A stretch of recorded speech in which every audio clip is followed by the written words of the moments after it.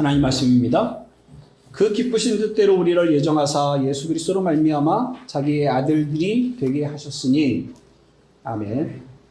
같이 한번 읽어보실까요? 시작. 그 기쁘신 뜻대로 우리를 예정하사 예수 그리스도로 말미암아 자기의 아들들이 되게 하셨으니. 하나님께서 창세 전에 구원하실 사람을 택하셨고요. 창세 전에 택하셨다는 것은 만들어질 사람이 어떤 조건으로 살아갈지를 전제하지 않고 그들이 선을 행하거나 악을 행하거나 하는 일들이 아직 있기 전에 구원하실 사람을 정하셨다는 의미입니다. 4절에 있는 말씀대로예요. 그리스도 안에서 택하셨다라고 하는 것은 아직 죄를 짓지 않았죠. 사람들이 아직 태어나지도 않았으니까 죄를 짓지도 않았어요. 그런데 창세 전에 그리스도 안에서 그들을 택하셨어요. 그러니까 그리스도 없이 택하신 것이 아니라 그리스도 안에서 택하셨어요. 그 말은 그들이 이미 타락할 것이 전제되는 거죠. 그리고 그리스도가 필요하다는 사실을 염두에 두고 계시는 겁니다. 그래서 그리스도를 정하시고 그리스도 안에 사람들을 주셔서 그리스도 안에서 그리스도와 함께 그리스도를 통해서 하나님께 나아오게 하시는 거예요. 그러니까 창세 전에 이미 그리스도가 예비되는 겁니다. 그러니까 우리로서는 이해할 수 없는 일들이죠. 역사의 시간에 일어난 일이 아니라 그 전에 일어난 사건들이고, 그리고 그것이 역사의 시간 속에서 우리에게 우리의 삶으로 우리의 믿음으로 그 결과가 나타나는 것뿐입니다. 사실 이건 기막힌 진술이에요. 우리가 성경에서 여러 번 듣고 배워서 너무나 당연하게 생각하는 얘기지만 사실 굉장히 놀라운 진리예요. 이거는 천기누설이죠. 하늘에서 어떤 일이 일어나는지에 대해서 공개된 일이에요. 바울이 이것을 알게 된 것은 그가 성경을 연구해서 찾아낸 것이 아닙니다. 하나님께서 그에게 알려주셨죠. 성령의 감동으로, 성령의 계시로 그가 이것을 기록하게 했고 또 우리가 읽고 있습니다. 그래서 이 기록된 글을 읽으면서 우리가 믿을 수 있는 것은 우리의 실력이 아니라 성령의 도우심이에요. 성령의 감동으로 기록된 것을 알 방법은 성령의 도우심밖에 없어요. 그래서 성경이 말하고 있는 바인데 1장 8절에도 에베소 1장 8절에도 그런 부분이 있죠. 이는 그가 모든 지혜와 총명을 우리에게 넘치게 하사 그 뜻의 비밀을 우리에게 알리신 것이요. 그렇습니다. 하나님께서 하나님의 지혜와 총명을 우리에게 주셨고 그래서 그 뜻의 비밀을 알게 하셔서 비로소 알게 되었다고 말합니다. 근데 고린도전서 2장에도 이런 언급이 있는데 고린도전서 2장에는 성령의 도우심이 아니면 하나님의 일은 하나님의 성령으로만 알 수 있는데 우리에게 성령을 주셨기 때문에 우리가 비로소 하나님의 비밀을 창조의 비밀을 그리고 창조 이전에 우리를 구속하신 우리를 예정하신 이런 일들을 우리가 이해할 수 있다고 성경이 말하고 있습니다.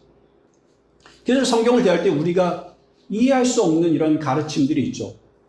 그럴 때 우리가 이것을 이해하는 방식을 이 시대의 문화와 이 시대의 가치관에 따라서 성경을 변형시켜서 우리가 이해할 수 있도록 만들어가지고 받아들이는 것이 아니라 성경에 있는 그대로 성경을 근거로 생각하고 그 안에서 답을 찾아가는 방식으로 성경을 읽어야 하는 겁니다.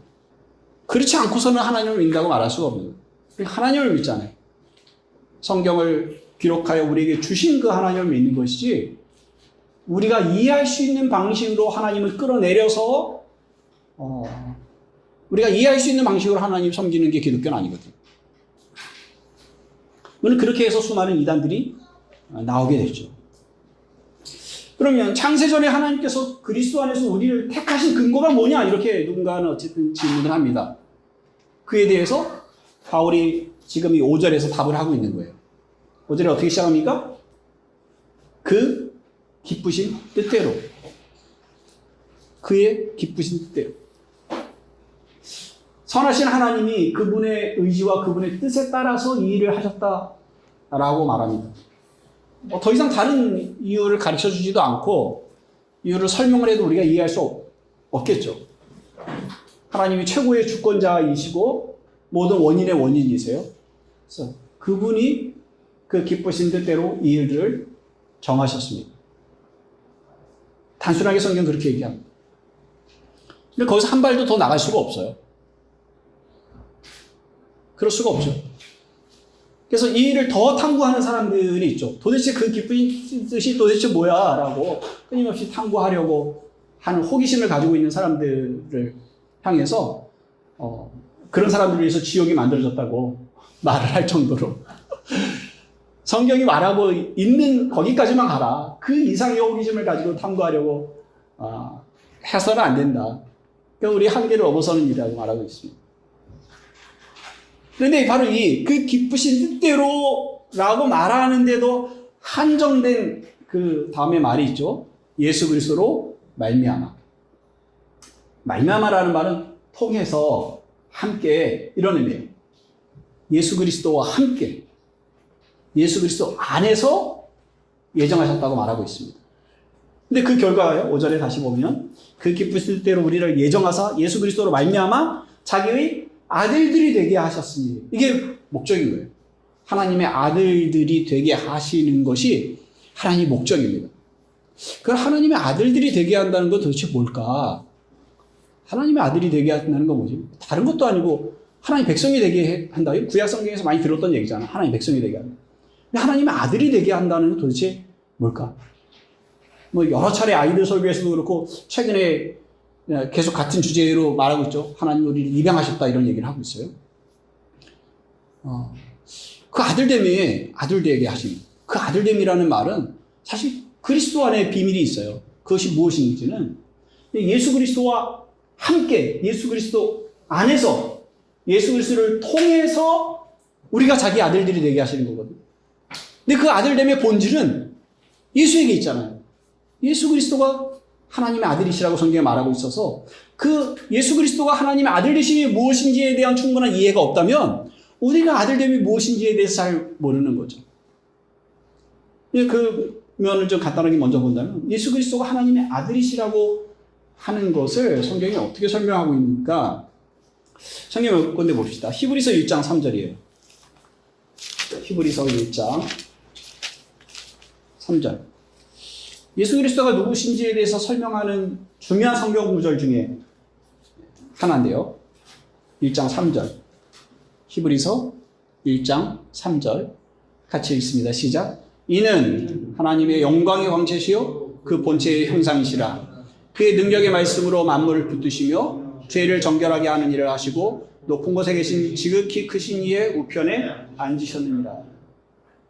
이는 사실 2절부터 오는데요. 2절에 이 모든 날 마지막에는 아들을 통하여 우리에게 말씀하셨으니 이 아들을 만유의 상속자로 세우시고 또 그로 말미암아 모든 세계를 지으셨느니라. 하나님의 아들이 지어진 모든 것들의 상속자랍니다. 그렇죠. 아들은 상속자죠. 그리고 그 아들은 그 모든 만물을 지은 창조자이기도 해요. 창조자이면서 동시에 상속자이기도 하다고 말씀을 하고 있는 거예요. 근데 그 아들이 하나님과 어떤 관계에 있는지를 3절에 설명한 겁니다. 하나님이 영광이세요. 아버지는 영광 자체세요. 어떻게 설명할 방법이 없는 거예요. 이 영광이라는 건 무게라는 의미인데 그냥 그 말밖에 그 무게 자체신 거예요. 무게라는 말은 각기 사람마다 존재마다 무게가 다릅니다.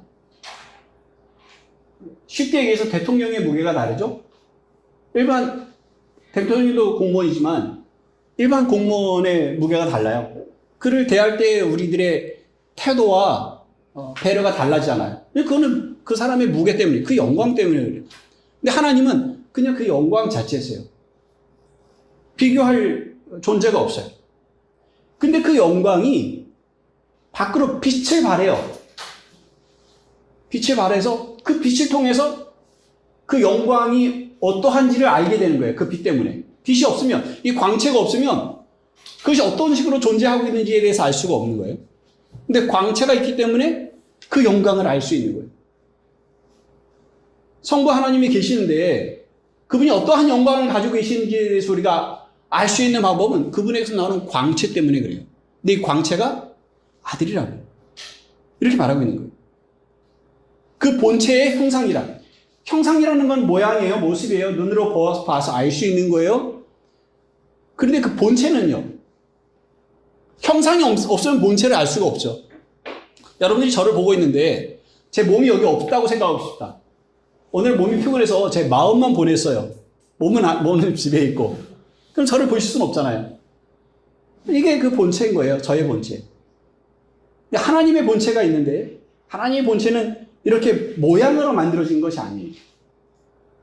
근데 그 영이신 하나님의 모양으로 보여주셔요. 그 나타난 모양을 통해서 하나님이 어떤 분이시구나 하는 것을 우리가 인식할 수 있는 거죠. 네, 본질은 하나님이시고 그것을 나타내시는 형상이 그 아들이라고 말하고 있는 거예요. 아들은 그분을 나타내는 형상이라고 말하고 있는 거예요. 그래서 빌립이 예수님 하나님을 아버지를 보여주세요 라고 했을 때 예수님이 뭐라고 하냐면 나를 본 자는 아버지를 본 자다 라고 말하고 있는 것 똑같죠. 내가 빛이고 내가 광채인데 나를 봤으면 그 영광을 본 거고 내가 형상인데 나를 봤으면 본질을 본 거야. 이렇게 말씀하신 거예요. 아들은 창조주이시면서 상속자이시면서 성부를 보여주시는 형상이시면서 그분을 나타내는 광채라고 말하고 있습니다. 그런데 그분이 우리 요한복음 가서 봅시다. 요한복음 1장에 어떻게 설명되어 있나? 요한복음 1장. 요한복음 1장은 이제 말씀이신 하나님으로 이제 시작이 되죠. 1장 1절부터 3절 먼저 좀 보십시다.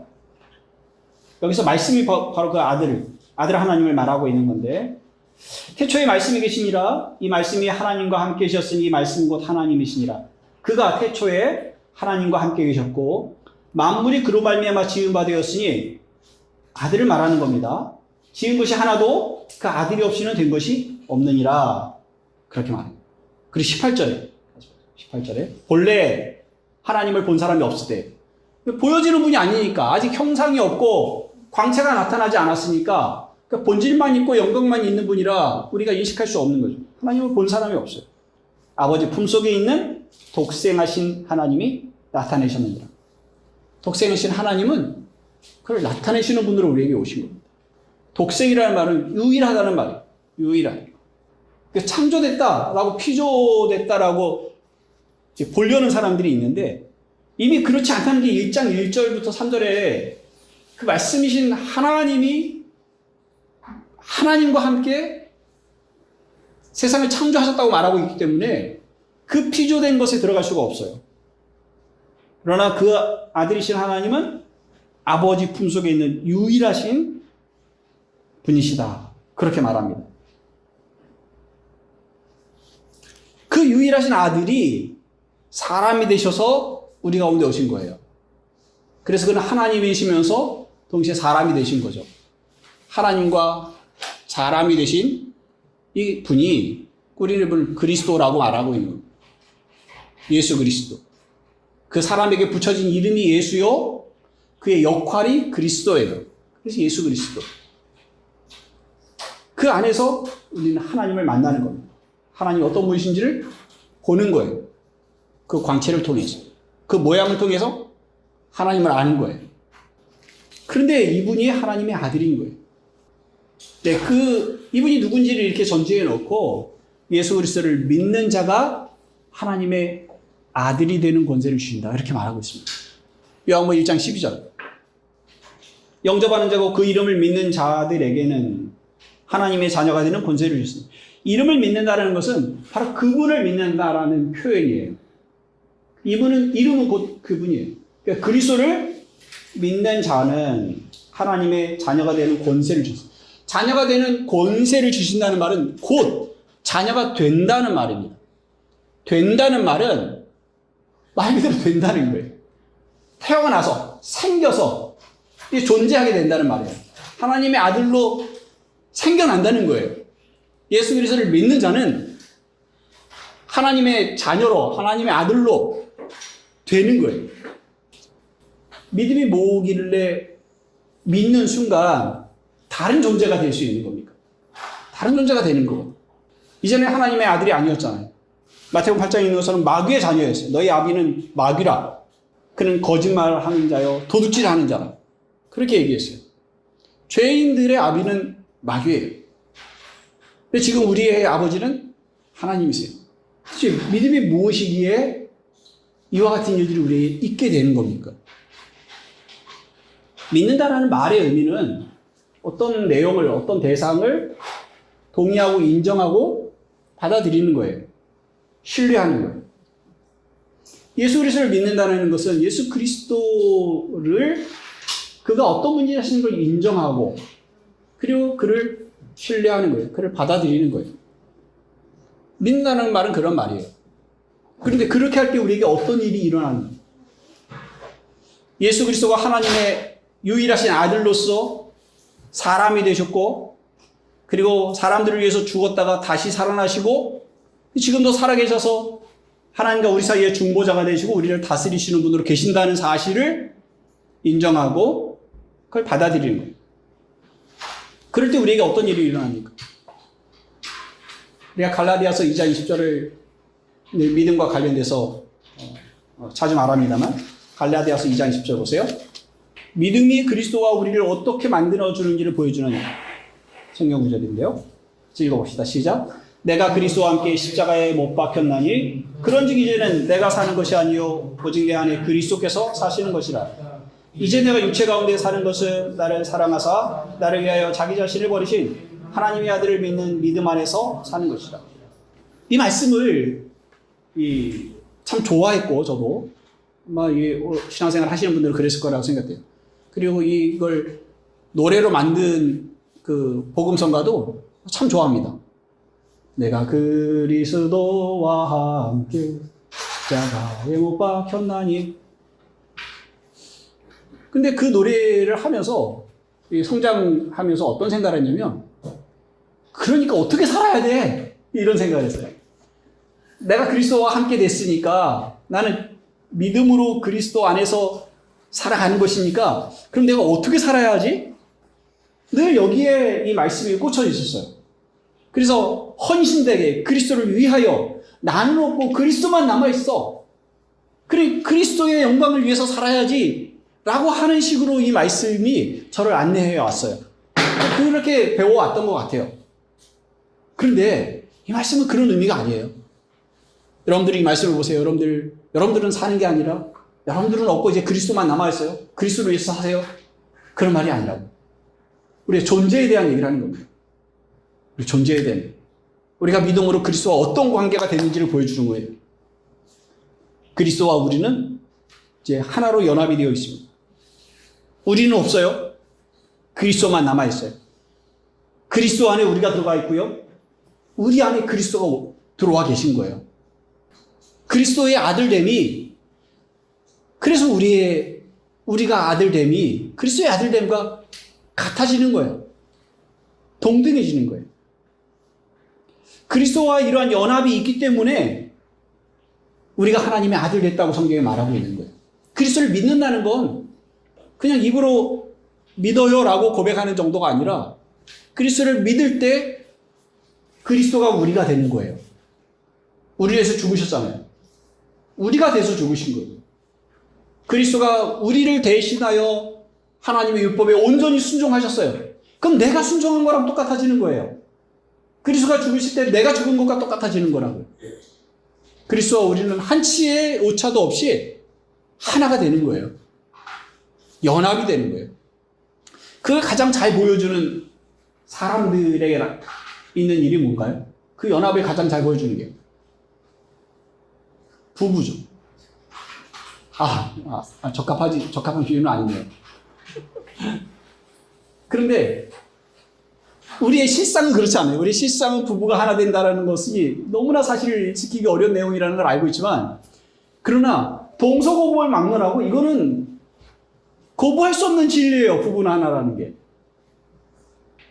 우리가 그걸 가지고 있잖아요. 동양 사상조차도 부부는 하나다. 일심동체다. 말도 안 되죠? 부부가 일심동체라는 거. 일심이 2심이죠. 동체요? 동체가 무슨 말이야? 이해할 수 없는 단어인데 그게 우리 안에 와 있어요. 하나라고, 일신동체라고.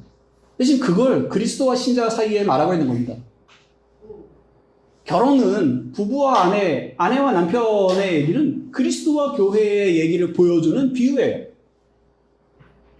그리스도와 우리가 어떤 관계에 있는지를 보여주는 가장 적합한 비유로 얘기하는 것이 남편과 아내의 얘기예요. 그리스도가 우리가 됐고요. 우리가 그리스도가 되는 겁니다. 아들이 된다는 것은 바로 그 그리스도가 하나님 앞에서 누리고 있는 그 자리에 우리가 들어가는 거예요. 그래서 로마서 8장에 자녀이면 또한 상속자라고 말하고 있는데, 그냥 그 상속자는 그래 자녀는 당연히 아버지의 걸 상속받지 라는 의미의 상속자가 아니라 그리스도가 상속자라고 이미 말하고 있었잖아요. 히브리서 1장 2절에 그는 상속자고 또한 만물을 창조하신 이라고 말하고 있는데, 그 상속자의 자리에 우리가 들어가는 거라고요. 그리스도가 하나님의 아들로서 상속받는 그 자리에 그 상속자로서 우리가 들어가 하나님의 것을 상속받는다는 말입니다. 근데 이게 성경을 듣고 배워도 누군가에게 질문을 잘 할 기회가 없었던 것 같아요. 좋은 선생님들이 주변에 계시지 않았던 것도 있고, 제가 잘 질문을 못하는 사람이기도 했고, 그리고 성경이 구구절절히 이 해설들을 그 주석서들이 내가 궁금한 것들을 잘 설명해 주지 않을 때가 많아요. 그 중에 하나가 상속자예요. 도대체 상속자가 뭐지? 우리가 하나님 나라를 상속받는다는 건 뭐지? 사도행전에도 그런 말씀이 있어요. 우리가 성도들, 거룩한 성도들이 얻을 기업을 받는다. 기업이 뭐지? 스스로 답을 찾아가는 시간들을 가졌는데 사실 명쾌하지 않았었어요. 그런데 최근 하나님 나라에 대한 설명들을 하면서 이게 좀 더 명확해졌어요. 뭘 상속받아요? 아니, 그분이 돌아가셔야 우리에게 뭘 보여줄 텐데, 그분은 돌아가시지 않는 분이신데 자꾸 우리는 상속자라고 얘기를 하는 거예요. 그러잖아요. 뭘 상속받아요? 뭘 상속받는지가 중요하지 않아요. 물론 상속받는 거 굉장히 많습니다. 그분이 돌아가셔서 상속받는 게 아니라 그분이 우리에게 미리 상속을 해주시는 거예요. 그 돌아온 탕자의 두 번째 아들이 둘째가 아버지의 유산을 내게 상속하여 주십시오라고 할 때 떼주는 것과 같이 상속하시는 거예요. 자발적으로. 아들이니까. 죽기 전에. 하나님의 생명을 우리에게 상속하십니다. 하나님의 생명을 상속하세요. 하나님의 성품을 상속하세요. 그래 베드로서에는 하나님에 속한 그 신기한 성품이 우리에게 부어졌다고 말하고 있어요. 에베소 1장 3절에 보면 하늘에 속한 모든 신령한 복을 우리에게 주셨다고 말하고 있어요. 그건 하나님에게 속해 있는 거. 하나님의 성령을 우리에게 주셨죠. 하나님 나라에 속하게 하시죠. 하나님의 통치에 참여하게 해줘요. 이런 것들이 우리가 받을 상속분들이에요. 그런데 여기에서 상속자라고 하는 의미의 더 중요한 본질은 뭐냐면 그런 자격을 갖췄다 이겁니다. 자격을 갖췄어요. 그리스도가 위치한 그 자리, 그 자격, 그 자리에 우리가 들어왔다라는 거예요.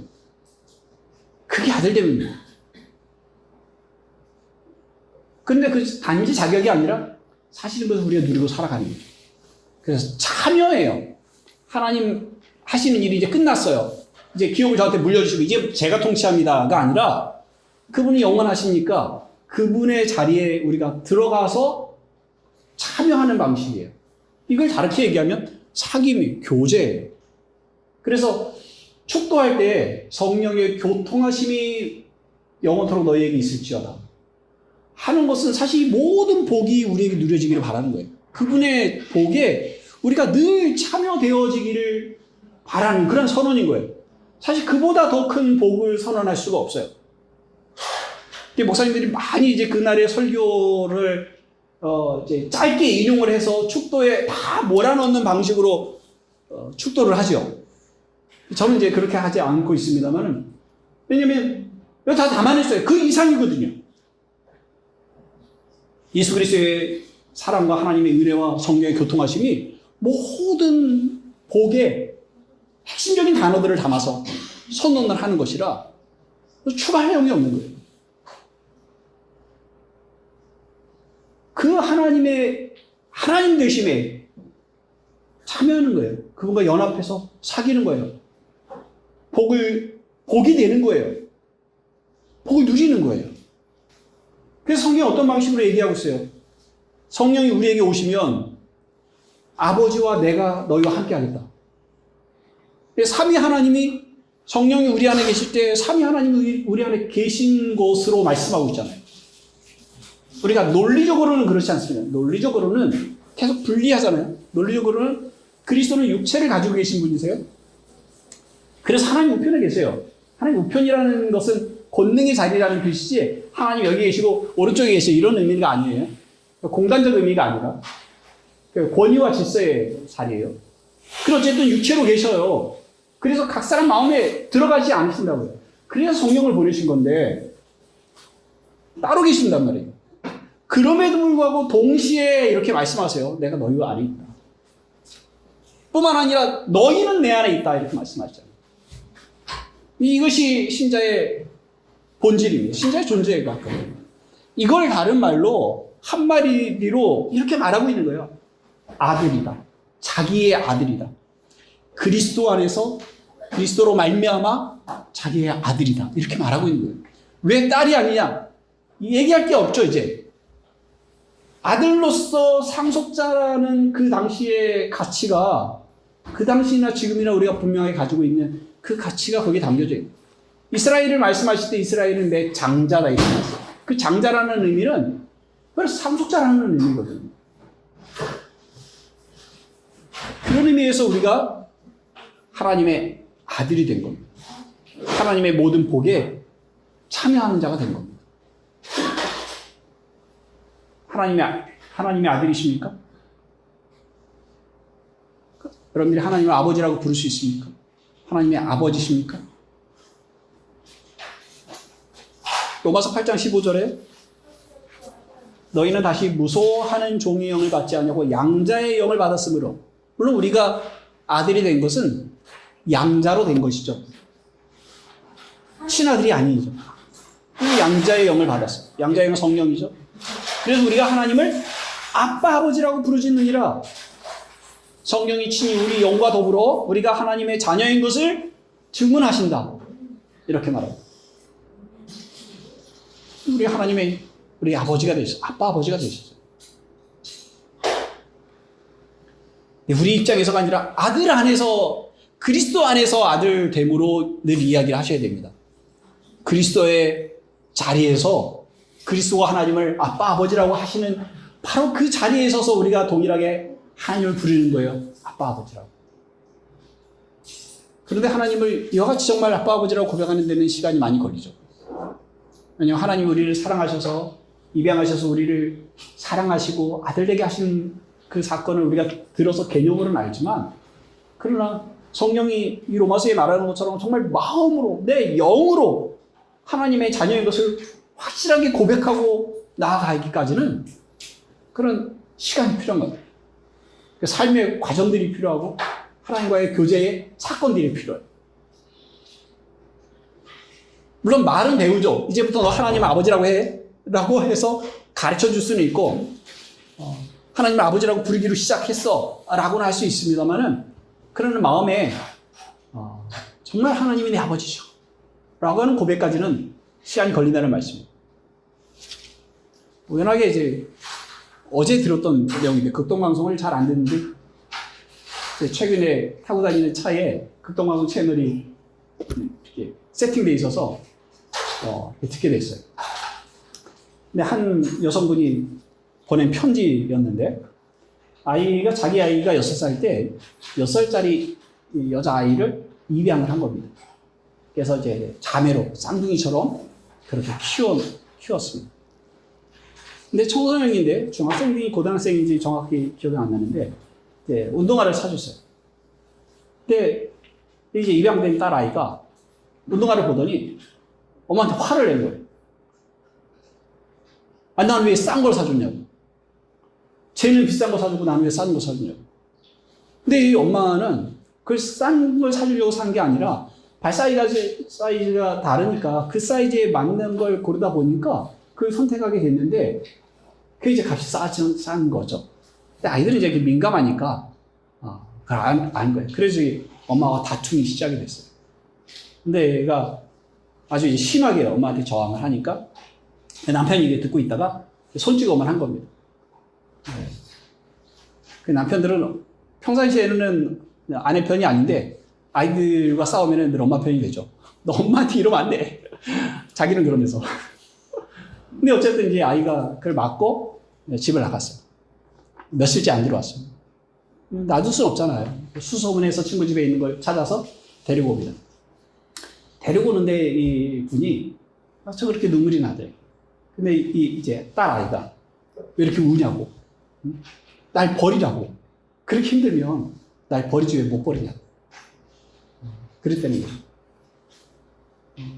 근데 이제 그렇게 해서 울었겠어요? 힘들어서 울었겠어요? 그건 아니잖아요. 내가 사랑하는데 그 사랑이 다 이해가 안 되니까. 그게 힘들잖아요. 내가 너한테 이런 사랑을 주는데 네가 그 사랑을 충분히 이해하지 못하고 받아들이지 못하고 오해하고 있으니 그것처럼 억울한 게 없거든요. 그 힘드니까 그런 눈물이 난 거죠. 그리고 아이의 불쌍함 때문에 눈물이 나고. 근데 그런 사건이 있어서 어쨌든 그 이후에 이분도 신앙생활을 하게 되고 또 딸도 신앙을 갖게 되면서 조금씩 관계가 좀 나아졌다고 합니다. 그래서 이제 결혼할 때가 됐어요. 결혼하기 전날 아이가 이제 엄마를 앞에다 놓고 할 말이 있다고. 근데 말을 못하고 계속 울더래요. 근데 무슨 말을 할지 알고 있는 거죠. 과거의 사건이 늘 둘 사이를 잡고 있다는 사실을. 아이가 겨우 미안해요, 엄마. 근데 그 사건 때 이 아이가 한 말이 아줌마, 날 버리지. 그러니까 입양이 돼서 6살 때 왔으니까 한 10년은 산 거잖아요. 그런데도 이 아이의 뿌리 깊이 그게 남아있는 거예요. 아줌마. 싸우니까 이제 튀어나오는 거죠. 하나님이 우리를 입양하셔서 그 입양하실 때 하나님이 헌신적으로 우리를 사랑하셔서 자기 아들을 주고 우리를 입양하신 거잖아요. 자기 아들과 동등한 자리에 우리를 주셨거든요. 그리고 그 하나님의 복에 우리를 참여시키고 하늘의 모든 복을 우리에게 부어주시는 거예요. 근데 늘 여기에 걸리는 겁니다. 하늘의 모든 신령한 복을 우리에게 주셨다는 사실이 늘 걸려요. 이게 내가 이렇게 사는데 늘 현실을 거기다 갖다 대죠. 하나님 전능하신데 하나님이 사랑이시라며 그런데 왜 내 삶이 왜 내 기도를 안 들어주시고 왜 나를 이렇게 힘들게 하시고 이게 어떻게 하나님 정말 사랑이신가? 내가 뭔가 잘못했겠지. 하나님은 사랑 맞아. 그런데 내가 뭔가 이유가 있겠지. 내가 뭔가 마음에 안 들겠지. 뭔가 자격이 부족하겠지. 끊임없이 자기 탓을 하고 하나님을 원망하는 것을 하나님은 그러지 않아. 하나님 선하시다잖아. 하고 둘러 다른 생각을 하는 거예요. 그러면서 정작 하나님이 내 아버지셔라고 하는 그 진실된 고백으로는 나가지 못하는 거죠. 그런 신자들이 많다고 생각합니다.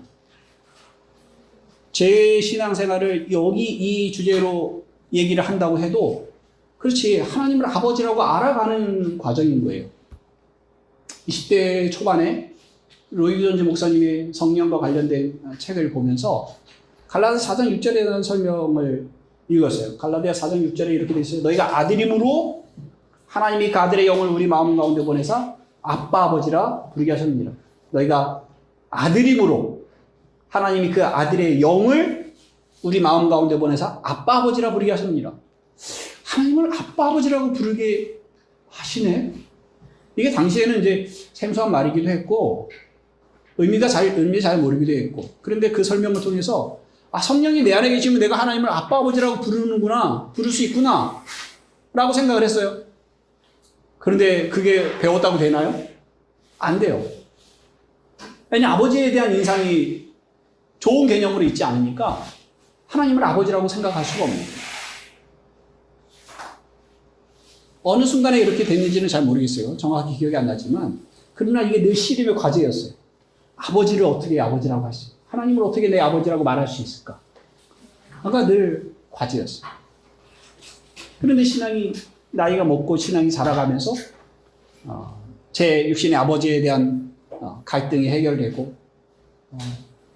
또 하나님이 아버지 되심에 대해서도 좀 더 깊이 있게 알아가고 더 신뢰하게 되고 더 의존하게 되고 그러다가 하나님의 아버지시구나 하는 고백에 이르게 됐습니다. 한순간에 이 모든 일들이 일어나지 않아요. 우리 지금 그 과정 중에 있어요. 하나님의 아들 되게 하시는 일에 우리를 예정하신 거예요. 그리고 우리 인생 내내 사실 그걸 배워가는 거예요.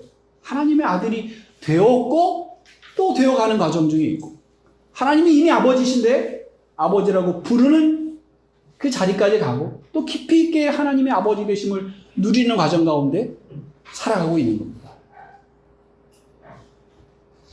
그냥 개념으로가 아니라 하나님을 아빠 아버지라고 부를 수 있는 아니면 하나님이 우리를 이미 그 아들로 품으셨잖아요.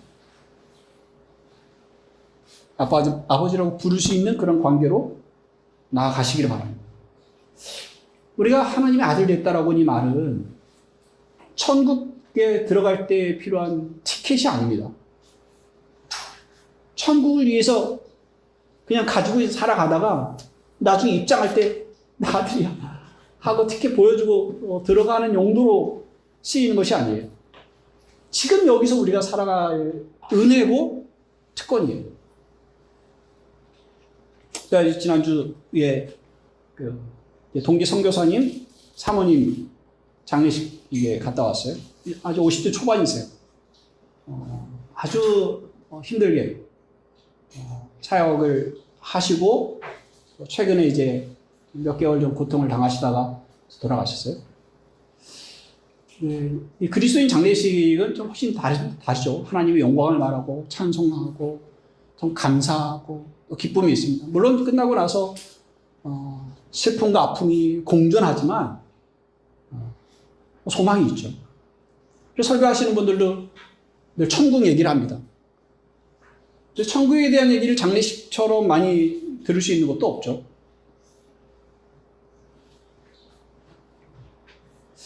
그런데 그 천국에 대한 얘기를 할 때 늘 우리가 죽어서 천국에 가서 만납니다 하는 정도로만 얘기를 해요.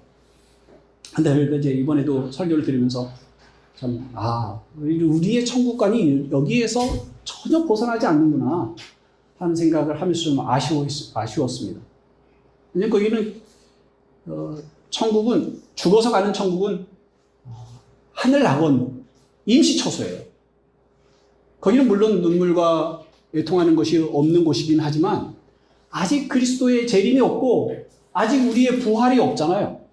아직 악의 심판이 온전하지 않거든요. 그래서 완성된 하나님 나라가 아니에요. 그래서 임시처소에 중간 단계. 그래서 그리스도의 오심을 기다리고 그럴 때 우리가 온전히 부활하여서 그리스도와 같은 모습으로 서로를 대하고 만날 수 있는 그런 자리를 소망을 해야 하는 게 맞는데 거기까지 갔으면 얼마나 좋았을까 하는 그런 아쉬움이 있었습니다. 그런데 우리가 천국에 대한 소망을 가지고 이제 죽어서 천국 갔습니다. 그래서 위로를 받읍시다. 여기 또 한 가지가 생각이 난 것은 뭐냐면 그가 여기서 어떻게 살았을까? 그는 여기서 하나님의 아들로 산 겁니다. 하나님의 자녀로 살아가는 거예요. 여기서 하나님의 자녀가 아니라면 지금 여기서 우리가 하나님을 아빠라고 부르지 않는다면 아빠 아버지라고 할 수 없다면 그런 사람은 물론 연습이 안 돼서 아직 관계가 좀 이렇게 개운하지 않은 게 있어서 그렇게 부를 수 없다고 할 수 있지만 그런 관계에 있지 않은 사람은 천국에 들어갈 수 없는 거예요.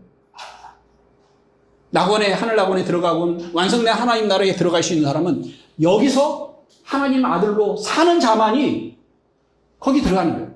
여기서 본질적으로 하나님의 아들인 사람이 그리스도 안에 있고 그리스도가 우리 안에 있는 사람만 낙원에 가고 하나님 나라 완성된 하나님 나라에 들어가는 겁니다.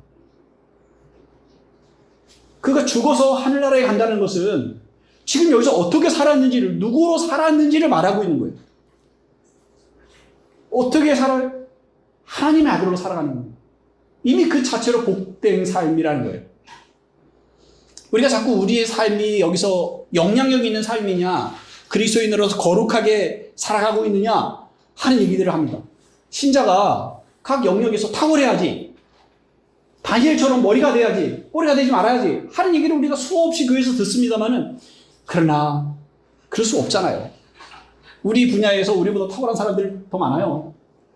전문 분야에서. 근데 안 믿는 사람들이 그 자리에 가 있는 경우들이 많잖아요. 그 얼마나 부끄럽고 수치스러운 일이에요. 하나님의 자녀인데 그 전공 분야에 최고가 되지 못하고 꼭 머리는 아니어도 중간이 되거나 몸통은 돼야 되는데 꼴인 경우도 있거든요. 그거 참 부끄럽죠. 그런 문제가 아니라고요. 우린 그렇게 살도록 부르심을 받은 게 아니에요. 우린 다 5달란트로 부르심을 받은 것도 아니라고요. 아들로 살아간다는 것이 그런 이야기는 아닙니다. 아들에게 요구하는 가장 큰 것은 그가 아들이라는 존재의식이에요. 그가 하나님의 사랑을 받는 자로 있다는 겁니다.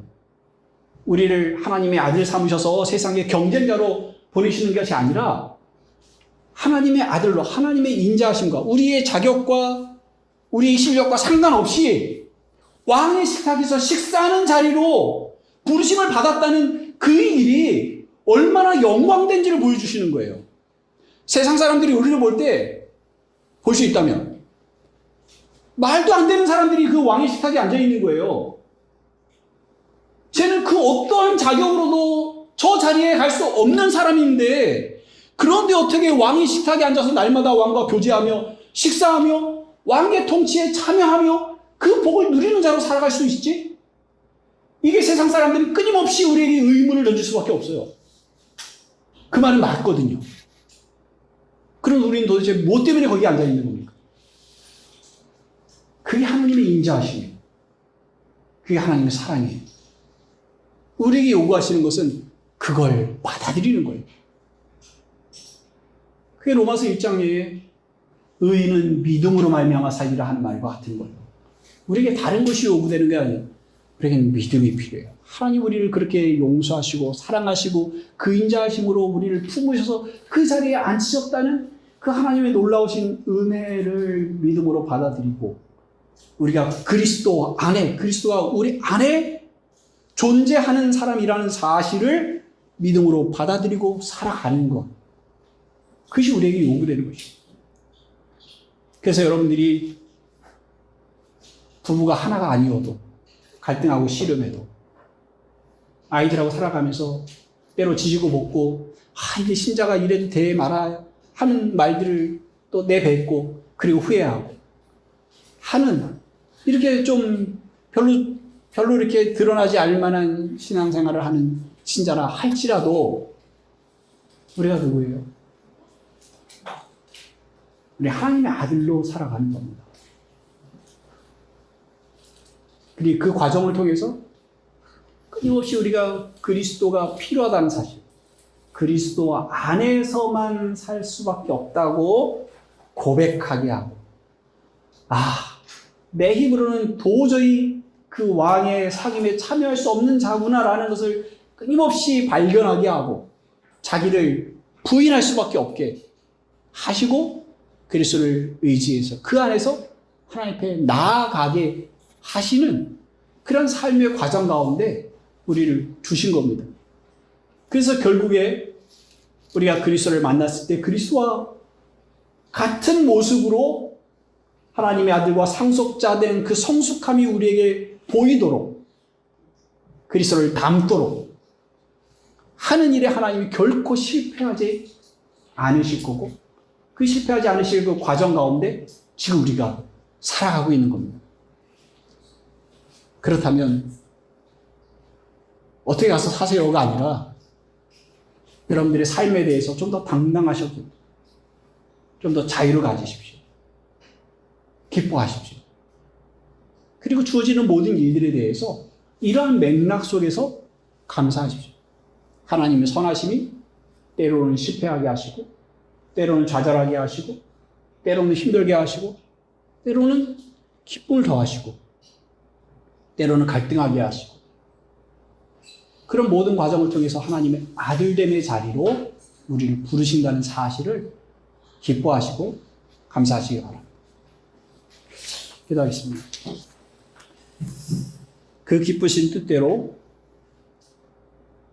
예수 그리스도로 말미암아 우리를 예정하셔서 자기의 아들들이 되게 하신 하나님의 그 크신 은혜와 그 사랑을 인하여 감사를 드립니다.